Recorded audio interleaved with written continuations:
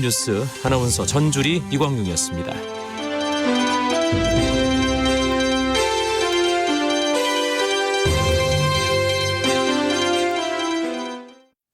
지금 시각 7시 20분입니다. KBS.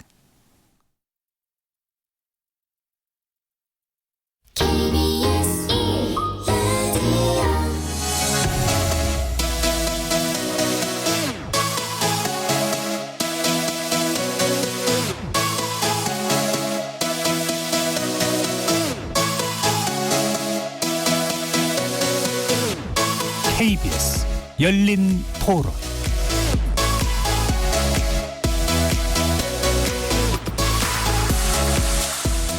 안녕하십니까. KBS 열린 토론 정준입니다. 문재인 정부가 들어와서 2년이 지난 시점인데요. 경제 쪽에서는 점수가 좀 낮지 않나, 투자가 적극적으로 이루어지기가 어려운 상황이지 않나. 그 최저임금을 높이다 보니까 자영업자들 같은 경우 상당히 부담으로 작용하니까 못 온다고는 평가하고 싶지 않네요. 어렵다고 하지만 이걸 극복하고 노력을 해서 긍정적으로 나가야지 이것을 대통령 탓하면 되겠습니까? GDP 성장도 저조한 시점뿐만 아니라 그 일자리 같은 경우도 수도 많이 줄어들었고요. 기업에서 이제 뽑을 그 상황이 아니기 때문에 경제 정책은 좀 실패한 정책이 아닐까. 전 정부에서 문제가 좀 많았기 때문에 저는 이번 정부에서는 수습하는 것만으로도 잘하고 있다라고 생각을 하거든요. 최저임금 너무 낮아져 있어서 좀 올려야죠. 그리고 뭐 상여금으로 떼었던 것도 다 정상화시키고 그렇게 해서 소득 늘리는 게 맞다고 봐요. 근데 좀 오래 걸릴 것 같아요.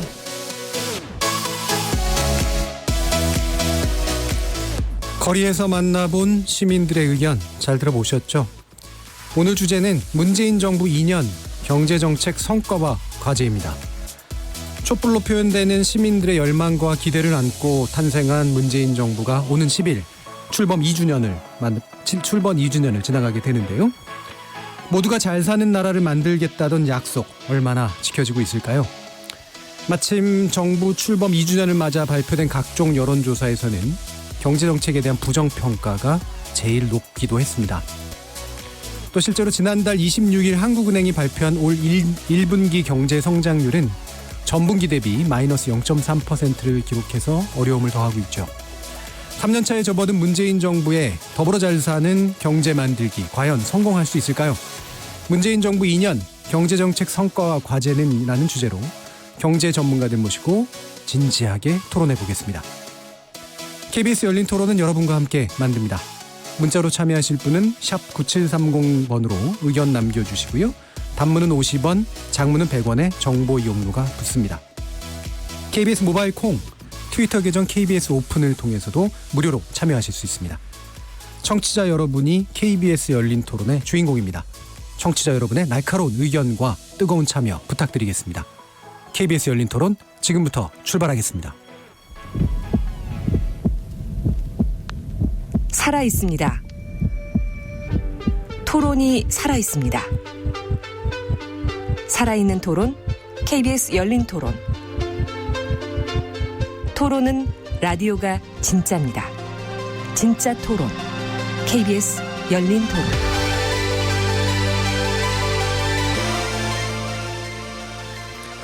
오늘 토론에 함께해 주실 세 분의 논객 소개하겠습니다.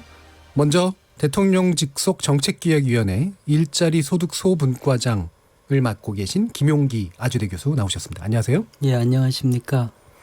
예, 김용기 교수님은 문재인 대선 캠프에서 국민성장 일자리 추진단장을 맡으신 거로 알고 있고요. 흔히 알려진 공공일자리 81만 개 정책을 설계한 분으로 또 알려져 있습니다. 그래서 문재인 정부의 경제정책 이반자로 모신 셈인데요. 뭐 방어해야 되는 입장이신지 아니면 어떤지 모르겠습니다. 그다음에 두 분의 경제학자도 모셨습니다. 먼저 경제정의 실천 시민연합 정책위원장을 맡고 계신 박상인 서울대 행정대학원 교수 나오셨습니다. 안녕하세요. 네, 안녕하십니까. 자, 그리고 현대경제연구원 고문을 맡고 계시고요. 최양호 한국외대 경제학과 교수도 모셨습니다. 안녕하세요. 반갑습니다. 자, 이렇게 세 분의 경제 전문가를 모셨는데요. 평소보다 이제 한 분, 원래 보통 네 분을 모시는데 세 분을 또 모시는 이유도 뭔가 좀 진지하고 전문적인 그런 좀 깊이 있는 토론을 기대하는 그런 측면들도 좀 있고요. 또 이제 이게 자칫하면 진영 논리에 휩싸여가지고 과도한 이념적인 논쟁이 될 가능성들이 높은데 사실은 경제 문제가 좀 더 본질적이고 사실적인 그런 측면들에 관련된 이야기들이 있기 때문에 함께 고민하는 그런 의미로서의 토론을 또 마련해 보고자 하는 그런 의도도 있습니다. 이 시간은 영상으로도 함께 하실 수 있습니다. 유튜브에 들어가셔서 KBS 1라디오를 검색하시면 지금 바로 저희들이 토론하는 모습 보실 수 있고요. 팟캐스트로도 들으실 수 있습니다. 그리고 매일 새벽 1시에 재방송도 됩니다. 함께할 방법 이렇게 안내드렸고요. 오늘 토론 주제 문재인 정부 2년 경제정책 성과와 과제는 본격적으로 시작해 보겠습니다. KBS 열린 토론. 지금 이제 지면으로도 많이 나오고 있는 방식이긴 합니다만 각 정책 분야별로 이제 학점 매기거나 평점 매기거나 이런 식의 방식들을 쓰는데요. 다소 관습적이긴 하지만 세 분 다 교수님이 있으시니까 또 한번 써보겠습니다. 그래서 지난 2년 동안의 문재인 정부의 경제 정책을 어떤 점수를 주실 수 있을지 100점 만점에 몇 점이거나 또는 학점의 형식이거나 이렇게 평가해 주셔도 좋을 것 같습니다. 먼저 처음 소개시켜드렸던 대로 일단 김영규 교수님께 먼저 여쭙겠습니다.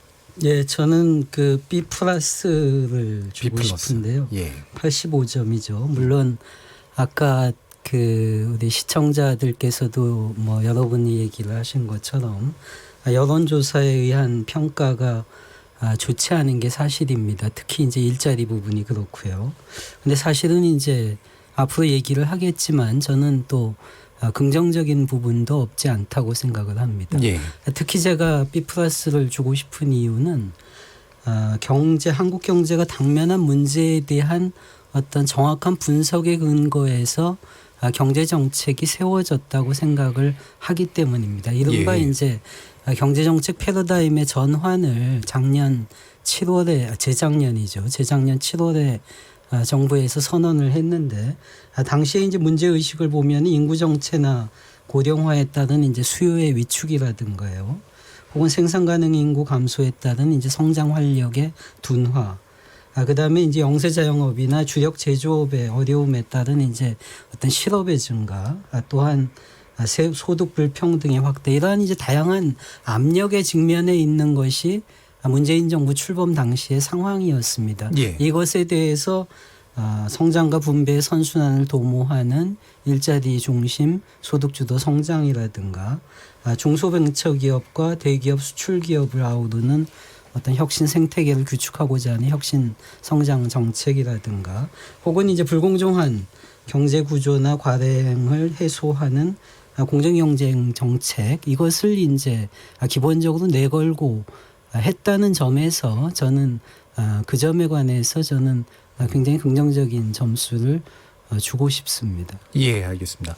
예, B 플러스면은 일반적으로 주어지는 평균 점수보다는 높은 점수인 것 같은데요. 아무래도 구체적인 성과 측면에서는 낮은 점수도 가능하겠지만 높은 점수를 상대적으로 줄 수 있다고 보시는 이유는 일단 방향성과 틀을 짠 것, 진단을 한 것, 이런 측면에서는 올바르다고 보기 때문에 우리가 답안의 측면에서 보면 이른바 이제 논리적인 순서랄까요? 이런 것들을 잘 짜고 있다라고 이제 보시기 때문인 것 같습니다. 자, 그러면 박상인 교수님은 어떠신가요? 네, 저는 C라고 생각합니다. 예. 앞에 김 교수님 말씀하신 것처럼 문재인 정부가 제이노믹스 이러면서 세 가지 축을 이야기를 했었죠. 소득주도, 혁신성장, 공정경제, 이 세 가지 목표는 좀 잘 잡았다고 생각이 됩니다. 그런데 구체적인 실천에서 보면은 사실 첫해 소득주도 성장 위주 정책을 펼쳤습니다.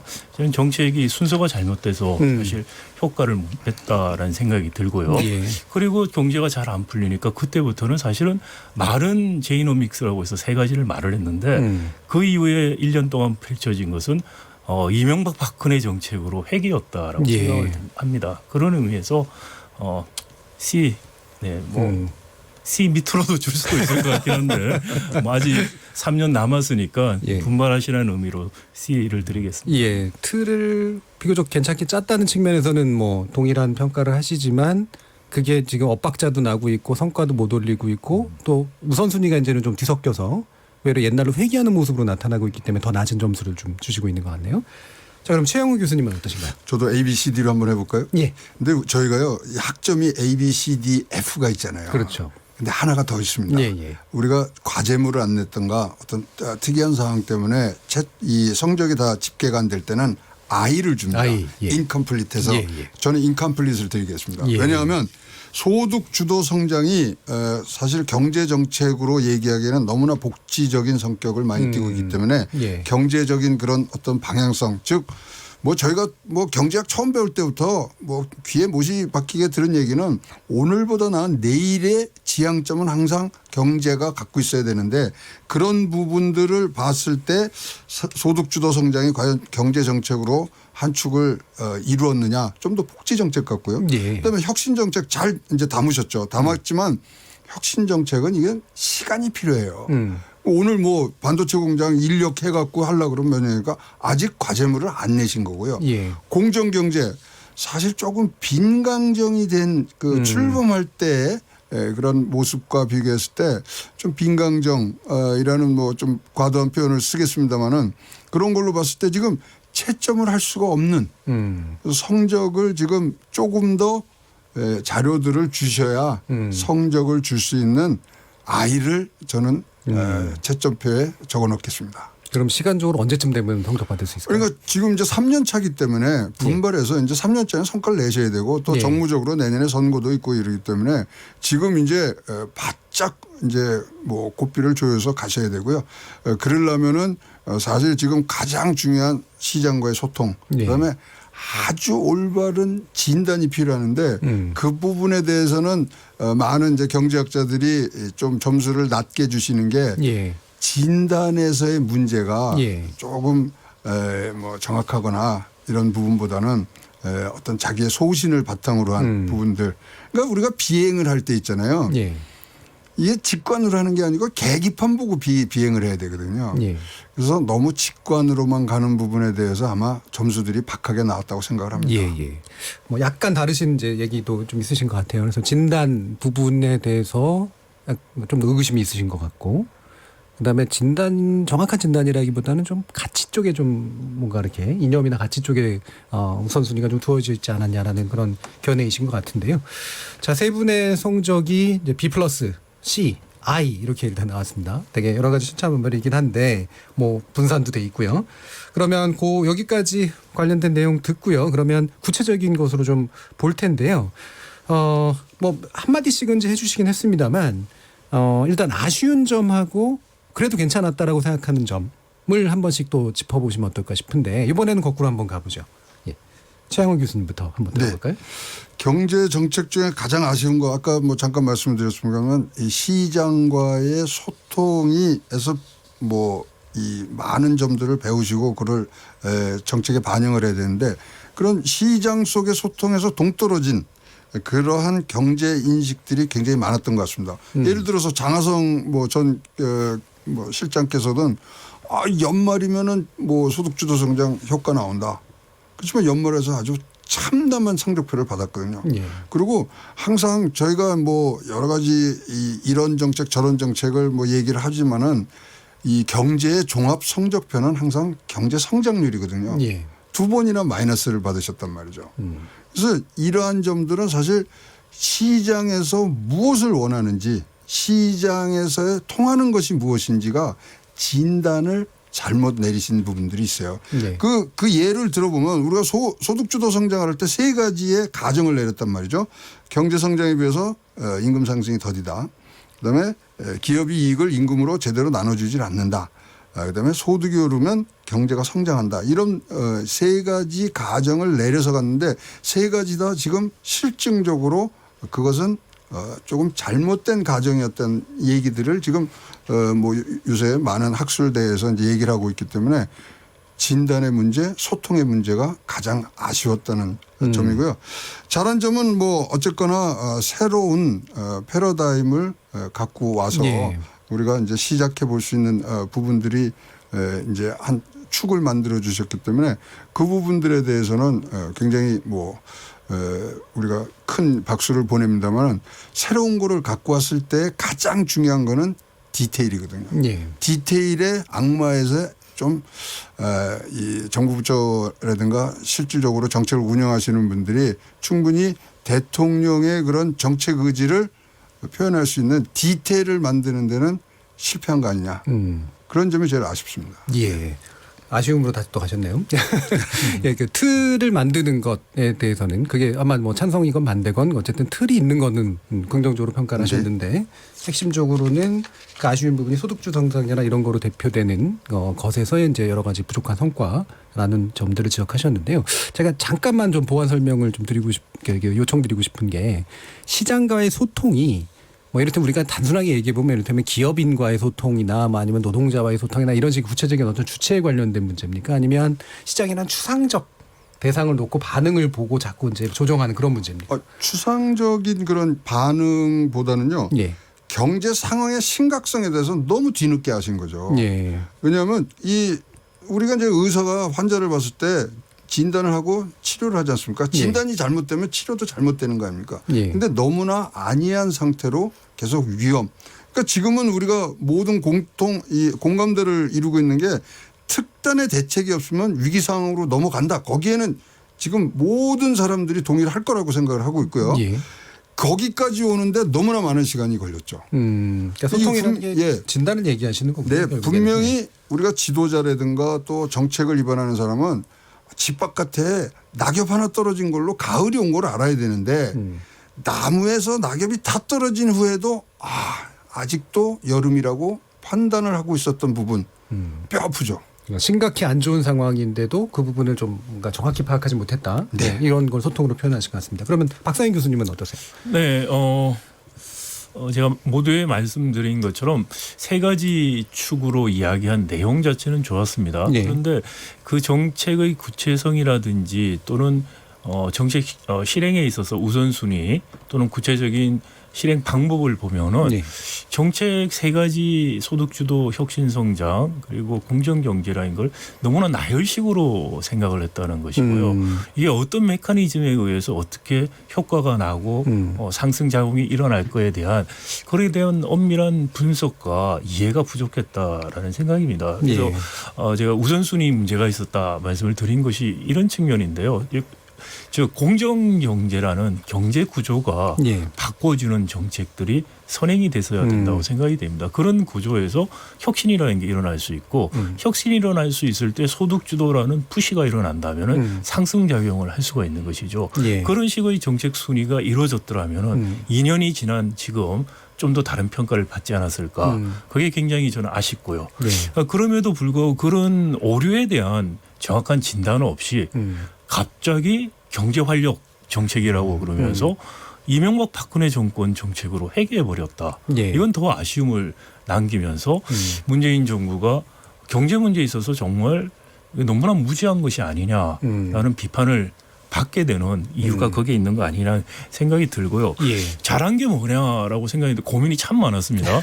어떻게 보면 잘한 것 같은데 좀 더 깊이 생각해 보면 과연 그럴까라는 게 너무 많아요. 그럼에도 불구하고 제가 잘한 거 하나를 꼭 꽂자면은 저는 근로시간 주 52시간 단축한 것들을 잘한 것이라고 생각을 합니다. 우리 너무나 장시간 노동 시간이 있었던 것도 문제였고요. 사실은 주 50 이상 했던 68시간 자체가 법원에 의해서 사실 대법원에 의해서 이게 교정될 수밖에 없는 상황이었고 그 상황에서 앞서서 혼란이 오기 전에 국회가 여야가 합의를 해서 주 52시간 합의를 한 것이죠. 입법으로 해결을 했는 거는 그건 뭐 청와대뿐만이 아니고 여야가 잘했다고 생각이 됩니다. 그런데 그 이후에 그 정신을 살리는 거에서도 지금 좀 후퇴하는 감이 있어서 여전히 그 부분에서도 좀 아쉬움은 있습니다. 52시간 사실 또 유보할 수도 있었고 지금까지 보면 그랬는데 어쨌든 빨리 대응한 측면들이 분명히 있는 것 같고요. 아마 이제 그 부분이 핵심이신 것 같아요. 공정경제라고 하는 구조 자체를 바꾸는 게 혁신 정책을 만들어내는데 분명히 전 단계가 되고 그리고 나서 이제 소득주도 성장 같은 것들이 뭔가 푸시 요인으로 들어가가지고 하면 이제 결합 효과가 나타나는데 이게 거꾸로 돼버렸다는 거고 문제는 이제 실종돼 버렸다는 그런 말씀이시네요. 자, 그럼 김영희 교수님. 우선 그 패러다임의 전환이라고 앞에서 이제 말씀을 드린 건데요. 그것은 기본적으로 기존의 어떤 생각과는 이제 다른 출발을 한다는 것 아니겠습니까? 그리고 또한 새로운 패러다임이라고 하는 것은 경제정책이라는 것은 경제정책에 반드시 그 결과가 어느 사람에게 유리하게 돌아가고 다 어떤 사람에게는 덜 유리하거나 불리하게 가는 이 경제 정책의 어떤 분배적 효과라고 우리가 얘기를 하는 겁니다. 패러다임의 전환이라는 것은 결국은 그것이 바뀌는 것을 말하는 것입니다. 그렇기 때문에 기존의 사고를 통해서 해석하기보다는 새로운 관점이나 새로운 해석에 의해서 봐야 하는 것이기 때문에 저는 상당한 정도의 어떤 비판의 여지를 애당초부터 안고 있다라고 이제 생각을 하고요. 그러한 점에서 저는 아주 세세하게 이론적인 부분을 여기서 말씀드릴 수는 없을 것 같고요. 그러한 기본적으로 패러다임 전환 과정에서 이것이 굉장히 사회적으로 논란이 될 여지가 있다라는 것을 우선 말씀드리고 싶고, 가장 많이 논란이 된 거는 아시다시피 최저임금 인상의 급박한 어떤 그 급작스러운 폭입니다. 하지만 우리가 사실은 2017년 대선 시기로 돌아가 보면 모든 대선 후보가 시기에 있어서는 다소 차이가 있었지만 2020년이나 2022년이나 해가지고 모두 최저임금의 1만 원 인상을 모두가 다 주장을 했던 사안이었습니다. 그리고 저는 사실 그래서 저는 결국은 정책이라는 것이 필요한 것이 결국은 정무적으로 판단하는 것 아니겠습니까? 어떠한 것을 가장 먼저 해야 될 것이냐의 것이고, 또한 사실 최저임금에 대한 결정이 시기적으로 가장 빨리 내려질 수밖에 없었던 상황이었습니다. 또한 이것은 다른 정책과는 달리 정확하게 수치로 표현이 되는 정책이었기 때문에 저는 타깃이 충분히 될 수 있는 정책이었다라는 생각을 하고 있고요. 그럼에도 불구하고 저는 돌이켜보면 최저임금의 인상을 통해서 저는 또한 많은 성과가 있었다라고 생각을 합니다. 최근에 된 것처럼 현재 상용 근로자 중에서 한국에서 고질적으로 저임금 노동자의 비중이 높습니다. 예를 들어서 본다면은 2017년까지 전체 노동자 중에서 중위소득의 3분의 2 이하를 우리가 3분의 2 미만을 이제 그 저소득 근로자라고 얘기를 하는데요. 이것이 22.3%에서 이것이 최저임금의 인상을 통해서 이제 19% 수준으로 떨어졌다라는 점이라든가, 혹은 이제까지 고질적으로 경제 성장률보다 실질 임금 성장률이 낮게 나타났습니다. 이 부분에 대해서 아주 오랜만에 제대로 실질 경제 성장률을 능가하는 실질 임금의 상승률이 나타난 것이고요. 또한 이제 공공부문 일자리의 창출이라든가 사회 서비스 부분에 대한 강조가 그 어느 때보다도 많이 되었습니다. 사실은 이것은 우리가 공공 일자리라고 표현을 하고 있지만 사실은 공공 일자리, 사회 서비스 일자리라는 것은 일종의 개와 같은 것입니다. 그래서 공동으로 구매를 하는 것이거든요.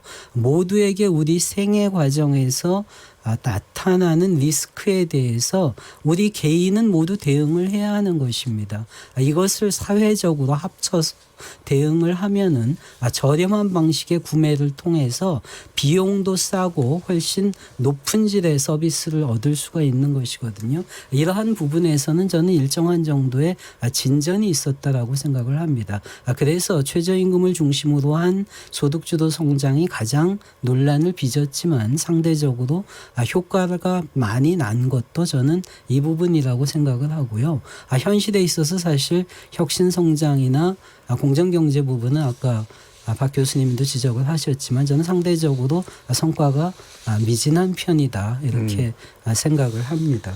결국은 뭐 이게 이제 좋은 측면과 나쁜 측면, 최저임금이라는 매개고리로 결국은 지금 말씀이 되는 것 같아요. 어쨌든 그거를 방향으로 밀고 나간 거는 좋은 일인데, 이를테면 약간은 중도에 포기한 측면이랄까, 아니면 약간은 잘못 좀 조율된 측면이랄까, 이런 것들에서 아쉬움을 얘기를 하시는 것 같은데, 그러면 이제 요거를 연관지어서 제가 박상현 교수님께 한번 질문 드려볼 텐데요. 왜냐하면 직접 얘기하지 또 힘드실 수도 있을 것 같아서 김용기 교수님 같은 경우엔 지금 컨트롤 타워, 경제 컨트롤 타워 문제가 사실 1년차 때 이제 가장 핵심적인 논쟁으로 이제 됐단 말입니다. 이게 뭐 좋은 논쟁의 내용이었건 그렇지 않건 간에, 그래서 소득주도 성장이 최저임금으로 주로 표현되고, 그거를 가지고 이제 당시 장하성 실장하고 그다음에 김동연 전 경제부총리하고의 어떤 엇박자를 가지고 계속해서 이제 뭔가 문제가 됐었단 말이에요.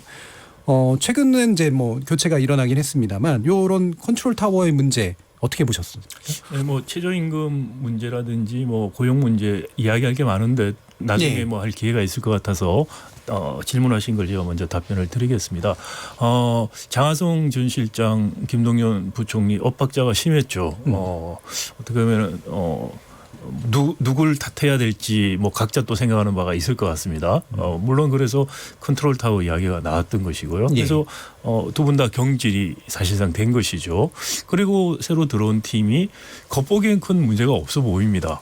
근데 이게 문제가 없는 게 일을 유기적으로 협조를 잘해서 문제가 없는 건지 아니면 정말 특별한 일을 안 해서 문제가 없는 건지라는 생각이 드는 것이죠. 지금도 여전히 홍 부총리께서 정말 모범 공무원 같으신 분 같아요. 그래서 그때 홍 부총리를 선택했을 때 많은 분들이 이야기한 게 너무 모범생이시다. 좋게 말하면 그렇고요. 나쁘게 말하면 시키는 대로 일하는 공무원, 전형적인 공무원이다. 또 존재감 확실히 잘 없으시네요. 존재감 없다. 이런 이야기 있었고요. 그럼 청와대에서 그러면 컨트롤 타워를 제대로 하고 있느냐? 제가 뭐 직접적으로는 뭐 잘 모릅니다만은 저보다 더 직접적으로 잘 아실 만한 분들한테 여쭤보거나 들어본 바에 의하면은 지금 우리 경제 정책을 어떤 과정을 거쳐서 누가 정하는지를 모르겠다는 이야기를 해요. 경제에 대한 전문 지식이 있는 경제 정책을 결정하는 협의체 또는 그 특정한 리더 역할을 하는 이른바 컨트롤 타워 역할을 하는 분이 존재하느냐라는 이야기가 나올 정도라는 것이죠. 그런 면에서 보면은 이번에 새로 경제 그전에 불협화음이 있었던 것들에 신경을 써서 불협화음 없이 원만한 분들 위주로 팀을 꾸리다 보니까 또 다른 측면에서 경제정책의 리더십 문제가 나오고 더 중요한 것은 새로운 걸 할 수 없는 상황이 되는 거죠. 그러니까 순종형 분들을 주로 이렇게 많이 이렇게 내각이라든지 청와대에 모시게 되면은 그런 분들이 패러다임 전환 김 교수님 말씀하셨는데 할 수가 없죠. 문재인 정부는 패러다임 전환한 거 없다고 생각합니다. 한다고 말만 했을 뿐이에요. 지금 말씀하신 최저임금 문제라든지 사회서비스 고용 더 늘린 거 그게 무슨 패러다임 전환입니까? 그건 정책 하나예요. 패러다임 없이 최저임금 올린 경우 많이 있습니다. 다른 나라에도. 이런 걸 패러다임 전환이냐 할 수가 없고 공정경제라는 경제 구조를 바꾸는 정책을 해야만 패러다임 전환이 일어나는 거예요. 하지도 않았다 저는 생각을 합니다.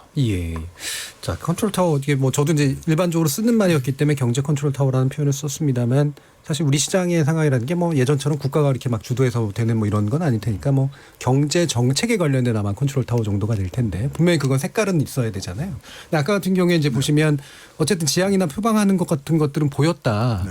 근데 이제 이게 컨트롤 타워를 통해서 표현이 되거나 잘 운영이 됐느냐에 대한 평가가 좀 있으실 것 같은데 최양 교수님 어떠십니까? 그러니까 이제 선의로 시작된 일이 항상 좋은 결과를 나타내는 건 아니지 않습니까? 그러면 만약에 선의로 시작한 것들이 이 진행되는 과정에서 어떤 뭐 문제점이 있다 그러면 빠르게 그 한 팀이 돼서 그거를 대체하고 수정하고 이렇게 바꿔서 나가야 되거든요.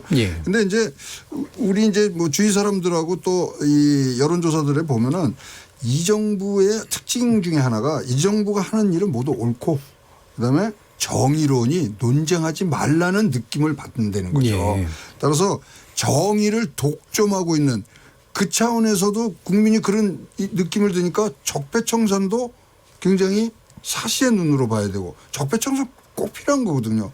그럼에도 불구하고 정의가 독점됐다는 그런 인식을 국민들 사이에 공감대가 넓혀지니까 선의로 이뤄진 일들이 좋은 결과로 안 나오는 듯한 지금 모습들이 이제 보이기 시작한단 말이죠.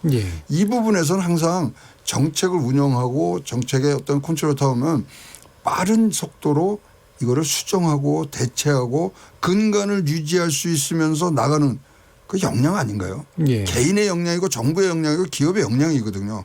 그것은 못 보여준 그런 지난 2년이 아니었는가는 뭐 저의 아주 개인적인 생각입니다만 그렇게 생각하고 있습니다.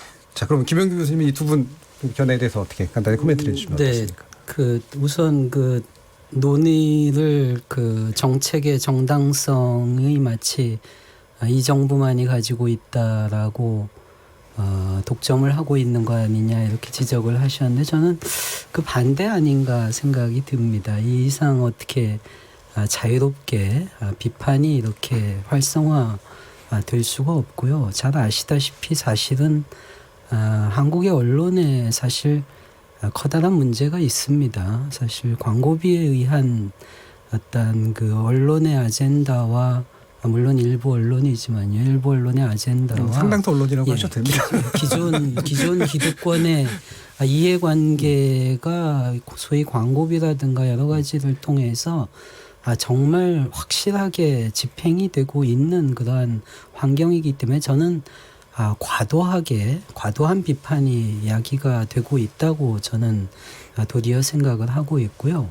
컨트롤 타워 관련해서는 저는 사실 돌이켜보면은 가장 심각한 문제였다고 생각을 합니다. 불필요할 정도로 필요 이상으로 사실 경제정책의 성과가 현재 저는 폄하되고 있다고 보고 있습니다. 그 이유 대표적인 것이 바로 소득과 고용과 관련해서는 특히 사실 고용이라는 것은 고용률이라든가 실업률과 같은 정확한 그 주된 지표가 있는 것입니다. 그것이 아니고 취업자 수 증가, 그것도 전년 대비 취업자 수 증가라는 것이 이제 부각이 되면서 마치 고용 쇼크가 났다고 얘기를 하고 있는데 이러한 쇼크 내지는 정부가 이러한 것에 대해서 제대로 방비를 하지 못한 대표적인 이유가 바로 저는 김동연 부총리와 장하성 실장 간의 갈등 때문이었다라고 생각을 합니다. 저는 두 분이 물론 좋은 의도를 가지고 각자 맡은 바 영역에 대해서 그 중요성을 강조한 측면도 있다고 생각을 합니다. 어찌됐건 그러한 이유 때문에 김동연 부총리 같은 경우는 혁신성장을 강조를 했고 그러한 과정에서 최저임금의 효과라든가 이러한 부분에 대해서 다소 비관적이거나 이러한 시각을 보였고 결국은 그 이유 때문에 저는 기재부라든가 노동부라든가 통계청이라든가 이러한 데에서 정확하게 지표에 대한 설명을 제대로 하지 못한 측면이 있다고 생각을 합니다. 한 가지만 예를 들자면요.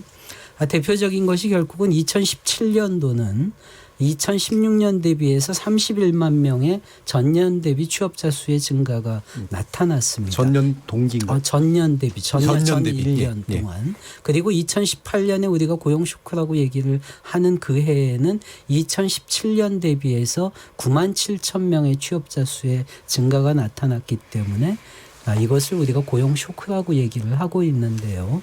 이 시각은 대단히 잘못된 것입니다. 왜냐하면은 기본적으로 한국 경제는 이제까지 생산 연령 인구 혹은 생산 가능 인구라고 얘기하죠. 15세부터 64세의 인구가 보통 20만, 30만, 많을 때는 40만 정도가 늘어나는 구조였는데요. 작년 같은 경우는 2018년 같은 경우는 그 전해 대비해서 상당수가 줄어들었습니다. 6만 3천 명인가가 줄어든 것입니다. 그래서 제가 아예 계산을 해봤습니다. 과연 작년의 취업자 수의 전년 대비 증가가 과연 얼마나 부진한 것인지 그것을 취업자 수 증가에서 마이너스 생산 가능 인구의 증가분 곱하기 생산 가능 인구의 고용률이 보통 지난 2년 동안 0.666입니다. 66.6%. 그것을 곱해서 계산을 해보니까 오히려 작년에 취업자 수의 증가는 2010년보다는 높고요. 2015년, 16년과 동일한 수준입니다. 그리고 아주 이례적으로 심각하게 4대강 사업이라든가 혹은 과도한 부동산 광풍이 불었던 2014년과 2017년의 경우에 비해서는 부진한 것이 사실입니다. 또한 2017년 31만과 비교를 한다고 하더라도 상용직 근로자는 35만 명 수준으로 동일하게 늘어났습니다. 어디서 줄었냐면요. 일용직에서 줄었습니다. 일용직은 아시다시피 한 달 미만의 고용의 형태를 얘기를 하는 것입니다. 일용직이 늘어난 이유는 정확합니다. 그것은 2017년도에 과도한 부동산 경기가 있었던 것이고 그것이 잠재워지는 바람에 그 부분에서 줄어든 것입니다. 이렇다라고 취업자라고 하면은 과연 우리가 취업자 수의 증가가 전년 대비 31만 명에서 9만 7천 명으로 줄어든 것이 숫자에 있어서는 다소 문제인 것은 사실이지만 이것을 과연 고용 쇼크라고 얘기할 수 있겠느냐. 저는 이것에 대해서 정부가 대응하지 못한 핵심적인 이유가 바로 작년 5월부터 김동연 부총리와 장하성 실장 간의 갈등 때문에 정부가 효과적으로 이러한 정책, 이 배경에 있는 인구구조의 변화라는 구조적 변화에 대해서 찬찬히 국민들에게 설득을 하지 못한 이러한 것의 결과라고 생각을 합니다. 예, 아마 반론들이 좀 있으실 것 같긴 한데요. 어쨌든 이제 많이 좀 길게 얘기해 주셨으니까 핵심은 이제 결국에는 그런 고용 쇼크라고 표현했던 것, 고용 참사라고 표현했던 것들은 과도한 진단이었는데 그거에 대한 제대로 된 설명을 못한 게 바로 컨트롤 타워의 불협화음 때문이었다라고 정도로 이제 요약은 할 수 있을 것 같은데요. 제가 다시 약간 그 부분에 대해서 하나 좀 질문을 드리고 싶은 게 최근에 3월, 2월하고 3월이었나요? 그때 취업자 증가수 폭이 이제 2달 연속 20만 명대를 기록했다고 나오거든요. 네. 그럼 이거는 갑자기 좋아진 건 왜 그런 건가요? 그거는 농어촌에서 20만 명이 됩니다. 25만 명이 농어촌에서 2월 달에 농한기에 그 추울 때. 그리고 농촌경쟁고시에서 뭐 솔직히 이제 얘기를 한 거 아닙니까? 귀농인구 잡았다. 그다음에 지금 저 쭉 말씀하시는데 뭐 이 숫자별로 얘기하지만 그 내용을 보면은 지금 고용부에도 어저께 보고한 내용을 보면 81만 개 중에 70%인 56만 개가 60세 이상의 아주 그냥 뭐 용돈벌이 정도의 그러니까 그거 아닙니까? 뭐 저 강의실 불 끄기 뭐 담배꽁초 줍기. 우리나라의 노동 생산성과 국가의 경쟁력을 이루는 생산성 향상을 위한 일자리가 늘어난 거는 절대 아니죠. 특히 우리가 이거 심각하게 봐야 되는 게 30대 40대의 취업률은 줄어들고 있다는 거죠. 그리고 인구 구조가 지금 뭐 어저께 오늘 뭐 작년 올해 이렇게 바뀐 게 아니고 쭉 바뀌어온 건데 그것이 갑자기 2018년도 17년도에 나타났다? 좀 말이 안 되고요. 장하성, 김동연 이 총리의 갈등을 사실 누가 잠재했어야 되냐면 그 두 분의 싸움으로 자꾸만 부각하면 이거는 대통령 책임이죠, 그러면. 예, 알겠습니다. 그래서 일단 고용에 대해서는 우리가 좀 더 이 한 단계 내려간 숫자들을 봐서 그걸로 평가를 좀 한번 더 해봤으면 좋겠습니다. 예, 그러니까 작년부터 계속 이 부분 얘기 나오면 하는 게 한쪽에서는 이제 구조적 요인, 그러니까 인구까지 포함한 구조적 요인과 경기 변동 요인이 핵심이다라고 보시고 한쪽에서는 정책 실패가 핵심이다라고 보시는 게 지금도 이제 좀 다르게 좀 나오잖아요.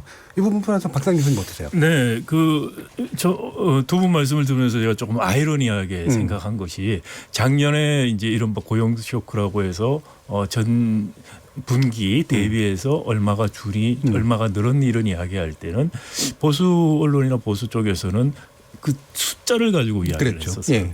예. 원래 지금 와서 정부가 단기 일자리 사업 확 늘려가지고 그래서 숫자가 확 느니까 이번에는 진보 쪽에서 오히려 정부 쪽에서는 숫자를 가지고 이야기를 해요. 그리고 보수 쪽에서는 구체적인 한 단계 들어가서 구성을 보자는 이야기를 하고 있어요. 이렇게 접근하는 건 정략적인 접근이라고 생각이 됩니다. 중요한 것은 숫자도 중요하고 구성을 보는 것도 중요하고 균형 잡힌 시각으로 우리가 봐야 된다는 거. 그거를 잊어서는 안 된다고 생각이 들고요. 그다음에 제가 뭐 구체적인 건 말씀을 하셔서 제가 덧붙이지 않고 중요한 걸 하나 말씀을 드리고자 하는 것은 대통령께서 첫날 일자리 대통령을 표방하면서 전광판을 가지고 오셨죠. 현황판. 지금 현황판인데요. 일자리 현황판을 집무실에 설치하셨는데 지금도 있는지 잘 모르겠습니다. 그런데 그거부터 저는 잘못했다고 생각이 돼요. 이게 패러다임 전환을 말씀을 하셨는데 문재인 정부 경제정책은 박정희 대통령 때 시작된 정부주도 재벌 중심 정책에서 한 발짝도 못 나갔다고 저는 생각합니다. 개발주의적 외양을 계속 보인다. 네, 그거 자체가 일자리 전광판을 갖고 왔다는 것 자체가 그리고 지금도 성장률을 몇 프로 달성하겠다고 성장률에 목을 매는 자체가 바로 개도기식 성장주의적인 접근을 취하고 있기 때문이다. 그러다 보니까 일자리가 몇 개니 성장률이 몇 프로니 이런 눈에 보이는 거시적인 지표들 가지고서 계속해서 이야기를 하는데 정말 한국 경제가 안고 있는 당면하고 심각한 문제는 여기서 다 사라지고 있다. 저는 안타까운 것이 지난 1년 동안 일자리 관한 논쟁 때문에 정말 한국 경제의 근본적인 문제, 제조업의 경쟁력 상실, 이 구조적인 문제에 대해서는 에서 다들 외면을 하고 있다라는 것이죠. 이게 본질적인 문제고 여기서 또 일자리 문제라는 걸 생각을 해야 되고 여기서 또 최저임금 문제라든지 혁신성장 문제를 풀어나가야 되는데 그런 본질적인 문제들은 다들 사상해버리고 단지 유리한 수치를 가지고서 논쟁만 하고 있었다. 허송한 거 아니냐. 지금이라도 그런 불필요한 논쟁보다 정말 한국 경제가 갖고 있는 근본 문제가 무엇이고 이 근본 문제를 문재인 정부의 경제 정책이 해결하려고 노력하는 것이냐. 아니면 이런 건 덮어놓고 단기 성과 위주에 집착을 하면서 지금 박근혜 이명박 정부의 정책으로 해결하느냐. 이게 저는 핵심적인 내용이라고 생각합니다. 이 비판은 이제 또 공유하시는데 비판 방향은 또 다르신 것 같아요, 두 분이. 어쨌든 여기까지 좀 일부의 어떤 쟁점을 한번 좀 늘어놓고 이야기하는 내용들을 좀 마무리하고요. 2부로 넘어가서 이제 일자리 정책에 대해서 좀 더 구체적으로 말씀 나누고 공정 경제 문제, 그리고 혁신 성장 문제 이런 것들을 어떻게 성공시킬 것이냐의 문제에 대해서도 함께 토론해 보겠습니다. 여러분께서는 KBS 열린 토론과 함께하고 계십니다.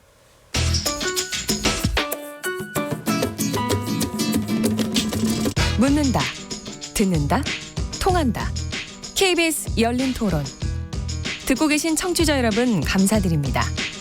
들으면서 답답한 부분은 없으신가요? 궁금한 점은요? 그렇다면 함께 토론에 참여하시죠. 유료 문자 샵 9730을 이용하시면 됩니다. 단문은 50원, 장문은 100원의 정보 이용료가 있습니다. 스마트폰 어플리케이션 KBS 모바일 콩을 통해서도 무료로 참여하실 수 있습니다. KBS 열린 토론은 언제나 열려 있습니다. 듣고 계신 KBS 열린 토론은 매일 밤 1시에 재방송됩니다. 자, 토론이 진행되는 동안 청취자 여러분들께서 여러 가지 의견 보내주셨는데요. 한번 들어보겠습니다. 정의진 문자캐스터. 네, 안녕하십니까. 문자캐스터 정의진입니다. 문재인 정부 2년 경제정책 성과와 과제는에 대해 청취자 여러분이 보내주신 문자 소개해드리겠습니다. 먼저 휴대전화 뒷번호 6716님. 항상 그랬듯이 좋은 정책을 펼쳐보이려 해본들. 야당은 무조건 반대로 발목 잡기에 올인하고 대기업들이 유보금 쌓아놓고도 투자 등을 거의 하지 않기에 경제정책에 점수를 매기기보다는 정부의 노력이 있느냐 없느냐로 평가해야 한다고 생각합니다. 7835님, 최저임금을 받는 사람이 사회적 약자들입니다. 최저임금 비판하는 분들, 내 자식이 최저임금 받고 일한다고 생각해보세요.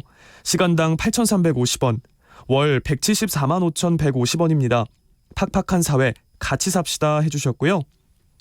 2261님, 소득 주도 성장이 주제는 좋았는데 구체적 실현이 안 된 게 문제입니다. 우리 몸에 혈액이 잘 돌아가야 몸이 건강한데 소득 주도 성장으로 우리 경제에 동맥경화가 왔다고 생각합니다. 1848님, 대통령과 경제 책임자들이 거리에 나가서 실물 경제가 어떻게 돼가고 있는지 보고는 있나요? 우리 동네에도 빈 가게가 너무 많이 늘고 있습니다. 이론적으로만 설명하지 말고 장사가 안 돼서 문 닫는 현실 토대 위에서 경제정책을 펴주시기 바랍니다. 3116님, 과거처럼 친재벌, 정경유착 정책을 쓰거나 빚내서 집사라고 하는 부동산 거품 정책을 써야 합니까? 경제 문제를 정권이 좌지우지할 수 있는 여지는 아주 제한적일 수밖에 없습니다. 이 토론에서 대안을 이야기해주세요. 유튜브로 윤성님 의견 주셨는데요. 최저임금 오른 건 이해하는데 자영업자에게 가장 부담되는 가맹정책이나 임대정책의 개혁 부탁합니다. 자영업은 보수나 진보나 아무도 관심 없는 것 같아 슬프네요 라고 보내주셨네요. 네, KBS 열린 토론. 지금 방송을 듣고 계신 청취자 모두가 시민논객입니다. 계속해서 청취자 여러분들의 날카로운 시선과 의견 보내주세요. 지금까지 문자캐스터 정의진이었습니다.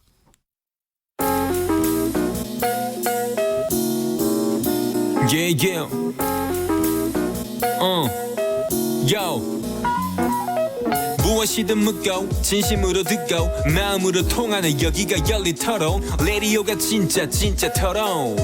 KBS 열린 토론.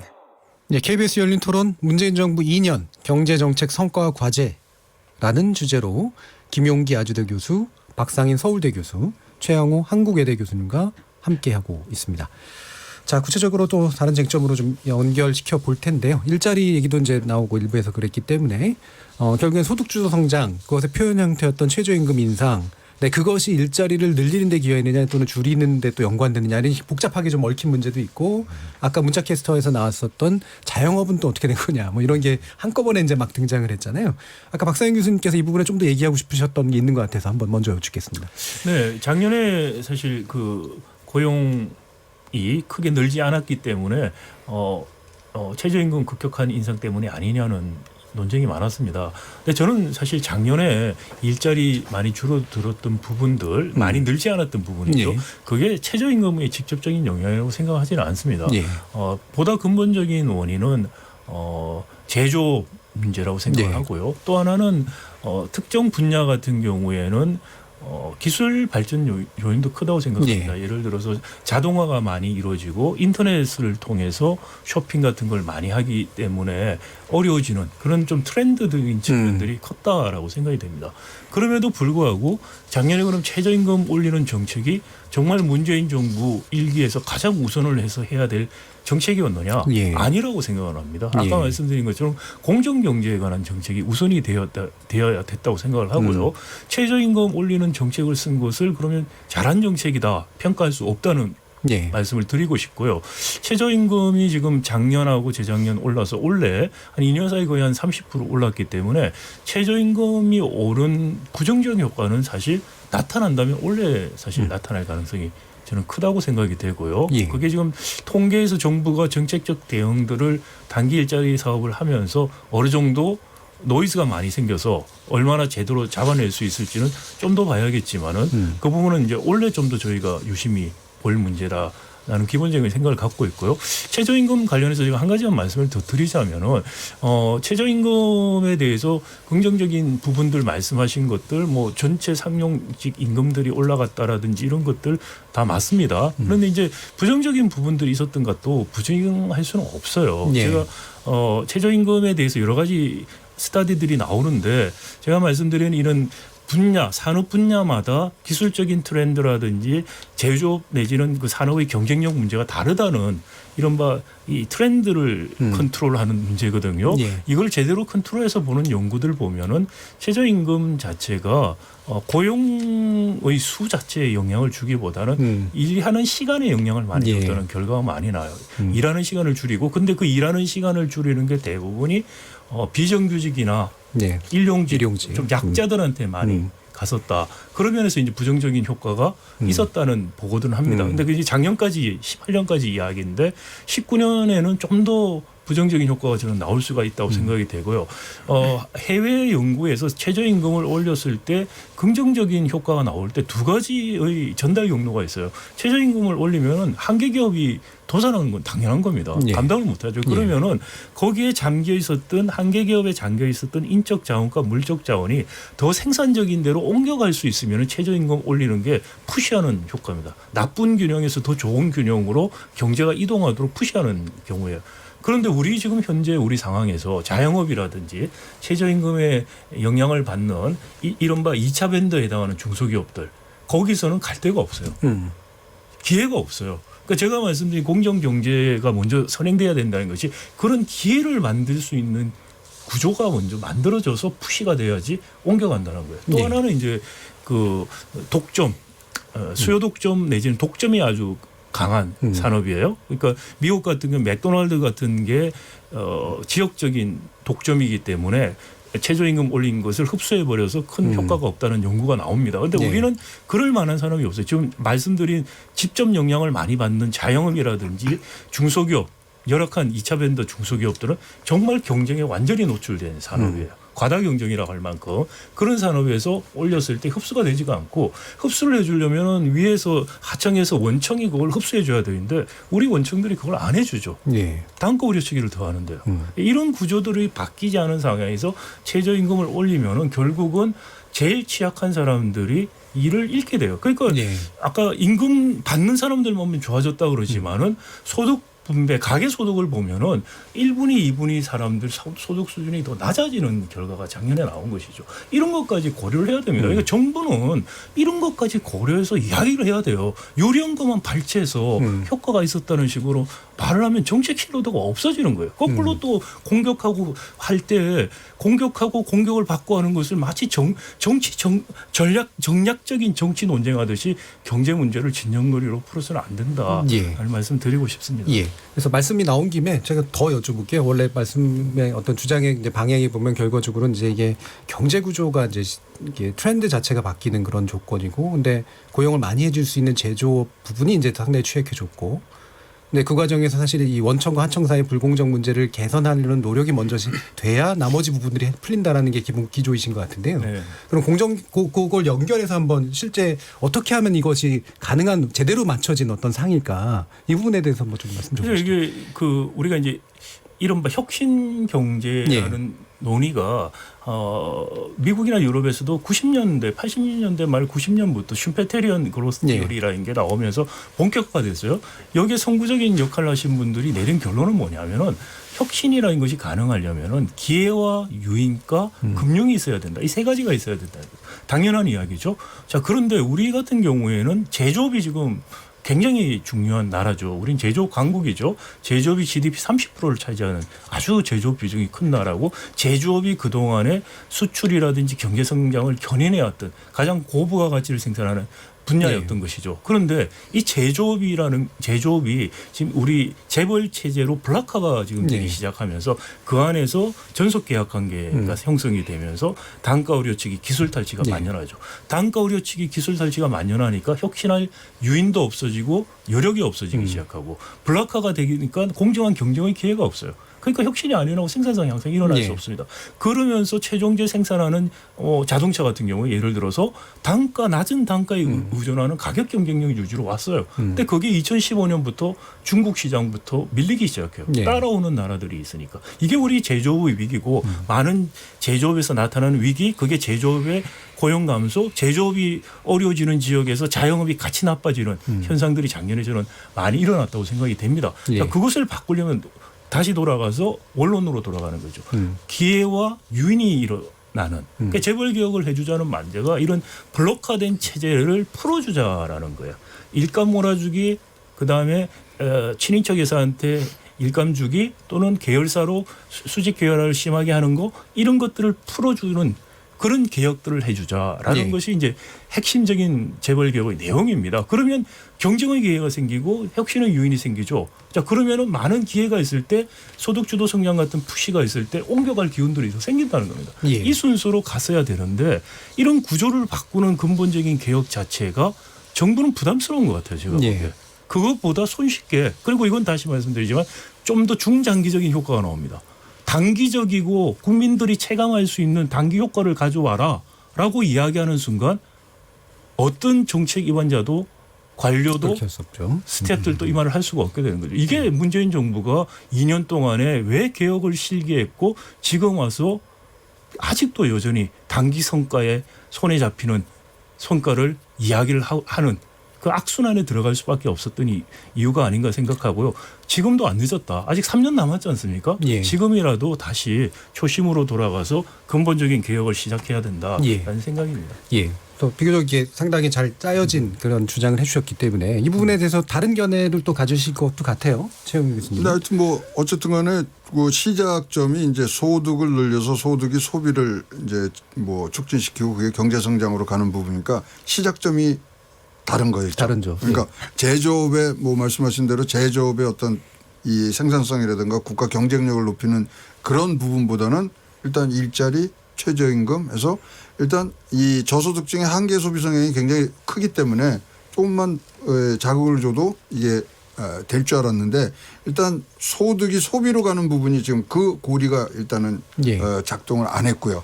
만약에 그래서 소비가 늘었으면 경제 성장은 가는 거는 이제 분명한데 그 부분이 안 된다면 그거는 분명히 한 2분기 내지 3분기만 지나면 그거는 나오는 숫자들이거든요. 그랬을 때는 바로 박 교수께서 지적했듯이 일단은 한번 왜 이것이 안 됐냐를 철저히 조사를 한 다음에 빨리 돌렸어야죠.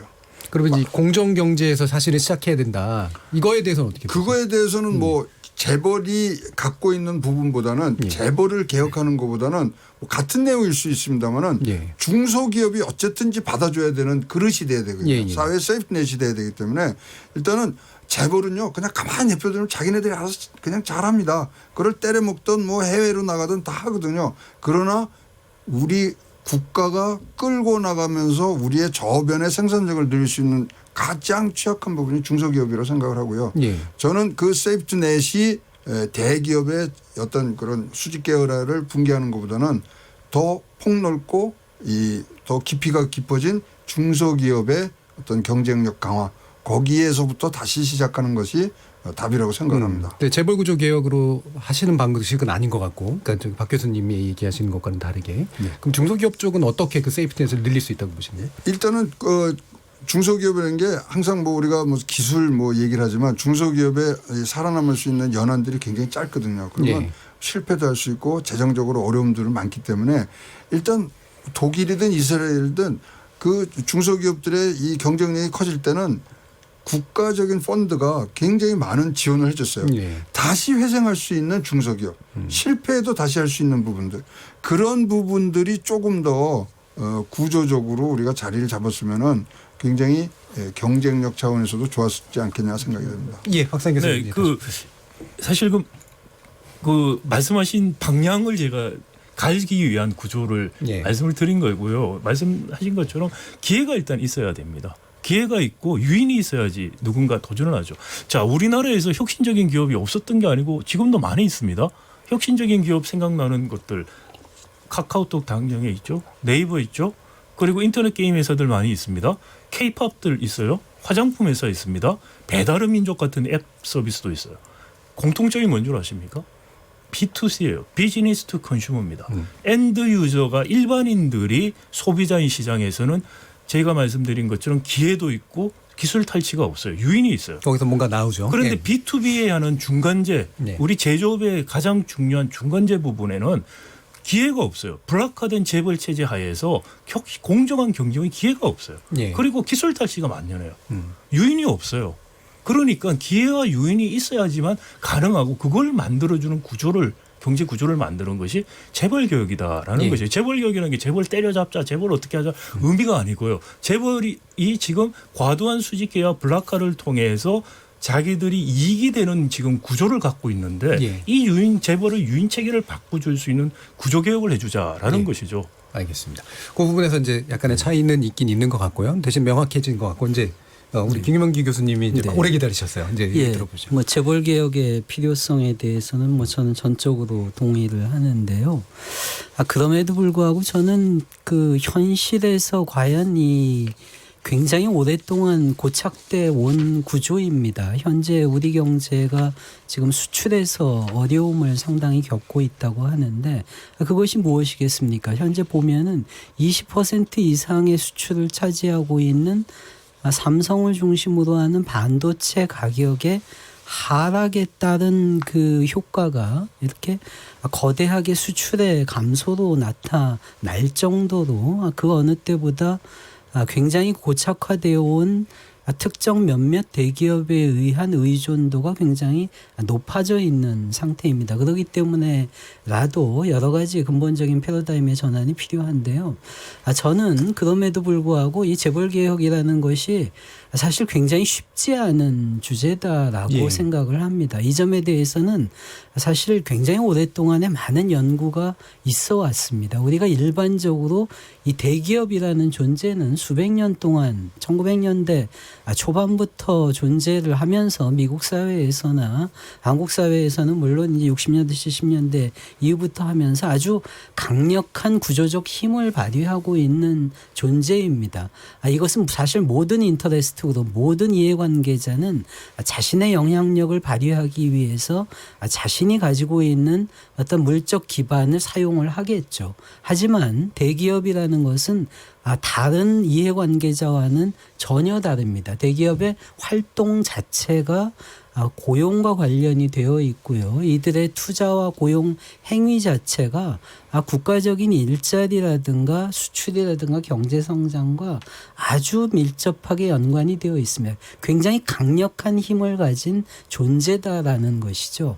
그래서 기본적으로 이들의 행위를 움직여서 성과를 내는 것이 그리 쉽지가 않은 것이고, 저는 물론 그럼에도 불구하고 공정거래위가 보다 그리고 국회에서 탓을 하기 전에 시행령이나 시행규칙의 변화를 통해서 좀 더 많은 변화를 그럼에도 불구하고 하지 않은 것에 대해서 저도 아쉬워하고는 있지만, 기본적으로 이들이 가진 힘이라는 것이 거대하다라는 것이고, 또한 특히 반도체 경기 같은 경우는 굉장히 경기 순환적입니다.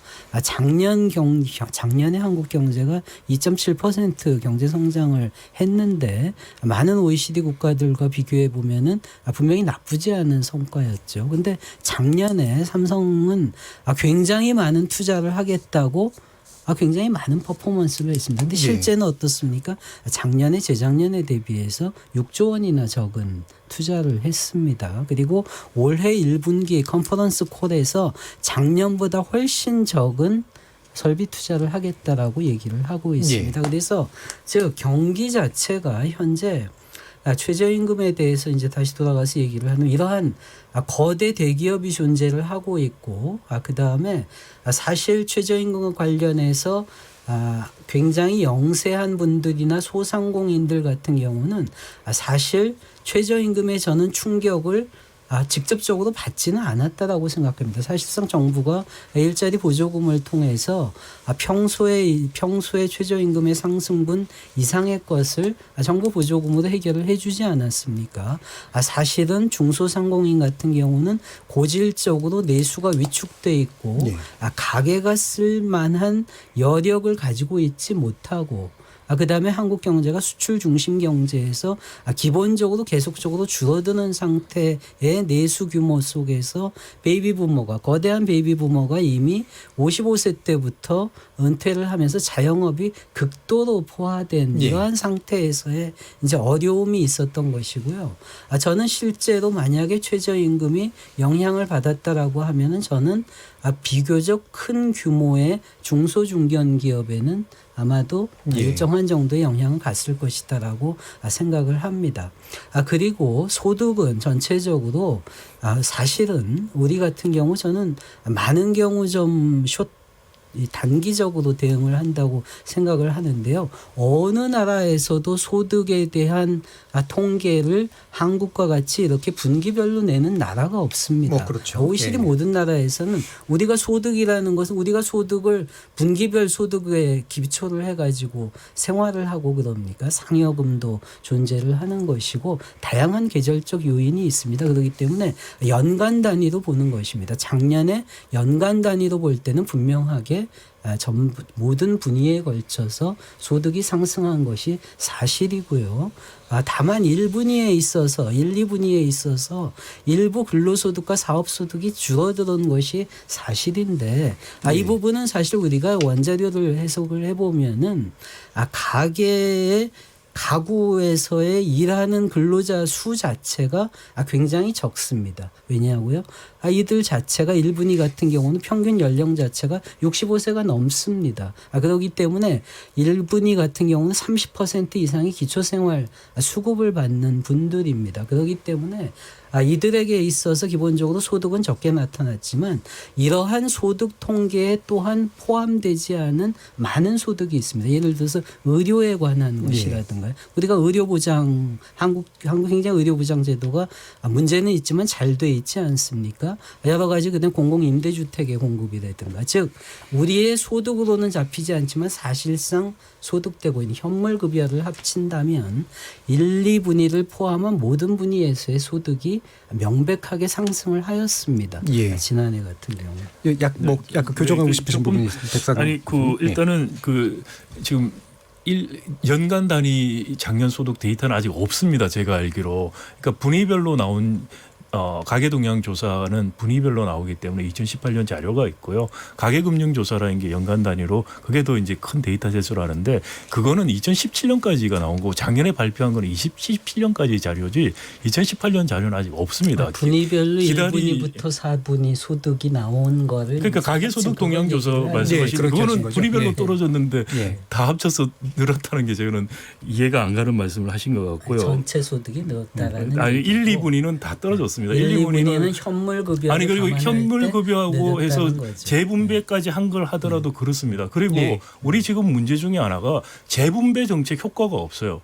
이른바 재분배를 하고는 있습니다. 그런데 재분배가 1분위부터 5분위까지 거의 비슷하게 이루어지기 때문에 소득 불균등도가 향상되는 효과가 없어요.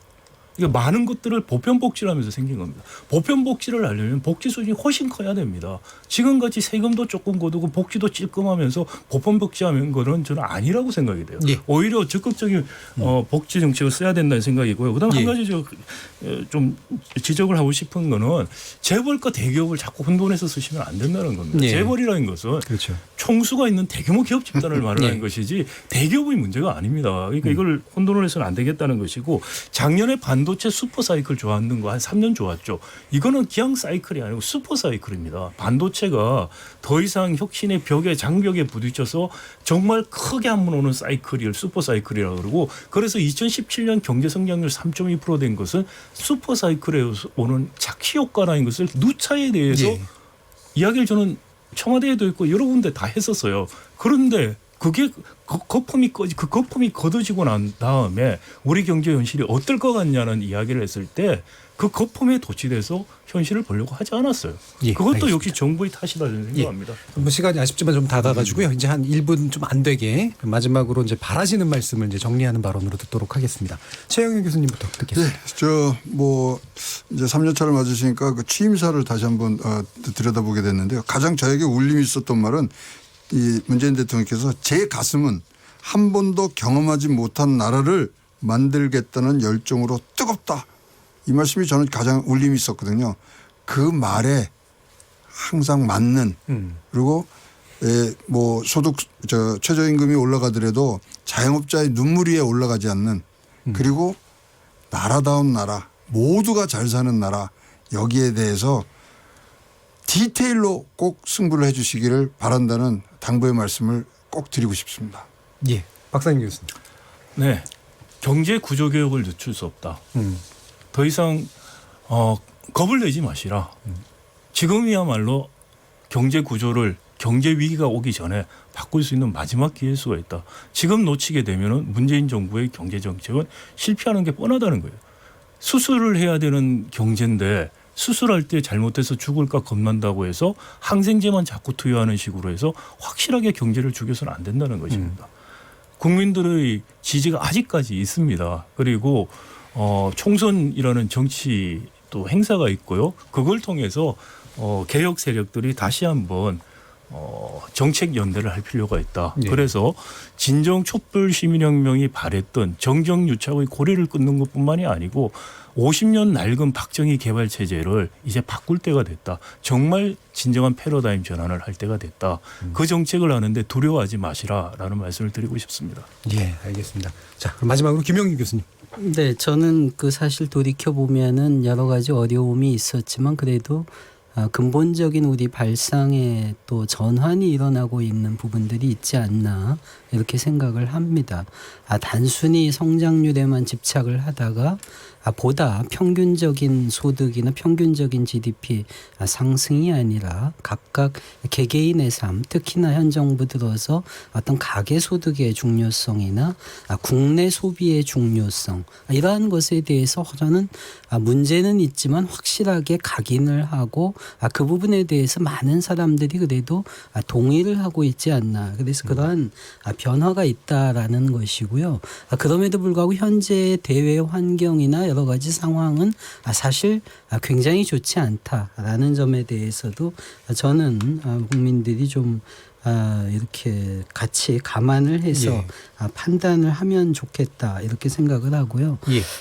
저성장과 양극화라는 이러한 어떤 근본적인 문제는 사실 지난 50년 이상의 해왔던 경제 방식의 결과입니다. 그 부분을 바꾸는 노력을 가열차게 했으면 좋겠다. 이렇게 예, 생각합니다. 알겠습니다. 더 한 번 더 모셔가지고 얘기 들어야 될 것 같아요. KBS 열린 토론 오늘은 문재인 정부 2년 경제정책 성과와 과제는 이란 주제로 토론해봤는데요. 기회평등, 과정의 공정성, 결과의 정의로움이라는 게 우리한테 많은 것들을 줬던 그런 약속입니다. 오늘 함께해 주신 세 분 전문가 선생님 모두 감사드리고요. 저는 내일 저녁 7시 20분에 다시 찾아뵙겠습니다. 지금까지 KBS 열린 토론 정준이었습니다.